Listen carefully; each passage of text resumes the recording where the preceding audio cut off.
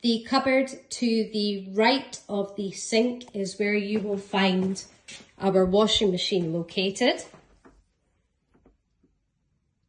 Firstly, you put your washing detergent in the top drawer, left-hand side, or alternatively, directly into the drum.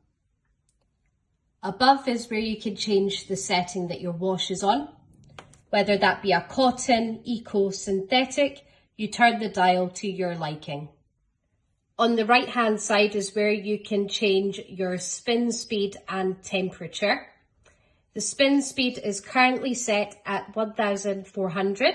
If you would like to lower this, simply press the button. Likewise with the temperature is preemptively set at 40 degrees. If you would like to lower this or bring it higher, you simply click the temperature button until it reaches the temperature that you would like. And to start your wash, you simply press this play button and you're in action.